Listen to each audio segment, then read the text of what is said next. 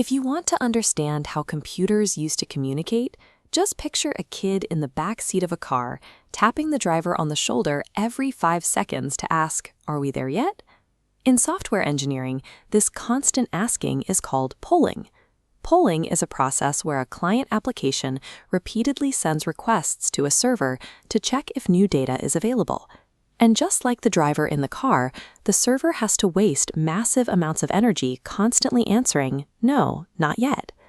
To see why this is a problem, let's imagine you are a hungry kid who just ordered a pizza. If you use the polling method, you are calling the pizzeria every 60 seconds to check if your food is ready. The pizza chef gets increasingly frustrated. They can't actually bake your pizza because they are spending all their time picking up the phone just to tell you it is still in the oven. This diagram shows the modern solution, a webhook. A webhook is an automated HTTP request sent directly to your application the exact second a specific event occurs. Instead of constantly calling the kitchen, the chef promises to bring the food to your house the moment it's ready. There are two sides to this relationship. The chef making the pizza is the provider, and you, waiting comfortably at home, are the consumer. This "don't call us, we'll call you" method saves massive amounts of computer energy. The server only works when it has something to say, which makes internet updates instant instead of delayed. But what happens when the system scales up? Imagine you throw a massive party. You order 500 pizzas, and every single delivery driver arrives at your front door at the exact same moment. The wrong way to handle this is to try and eat every single pizza right there at the front door, while all 500 drivers stand around waiting for you to finish chilling. Doing this creates a massive traffic jam. If a computer tries to fully process an overwhelming amount of data the second it arrives, while the sender keeps the connection open, the system runs out of memory and crashes. Looking at this diagram, we see the correct solution. You take the boxes, quickly give the driver a thumbs up so they can leave, and store the food in a giant fridge to eat later. In engineering, that giant fridge is a message queue. A message queue is a temporary storage component that receives and holds data, so a computer can process it asynchronously at its own steady pace. By accepting the data quickly and putting it in a queue to process later, your favorite apps can handle millions of users acting at the exact same time without breaking a sweat. Even with a queue, things can go wrong. A confused delivery driver might drop off your pizza, forget they did it, and then knock on your door 5 minutes later holding the exact same meal.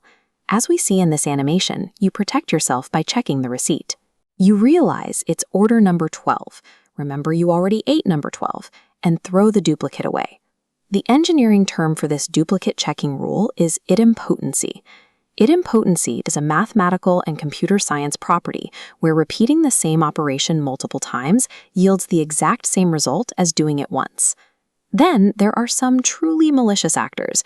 Imagine a prankster dressed as a delivery driver showing up at your door, trying to hand you a box of broccoli instead of pizza.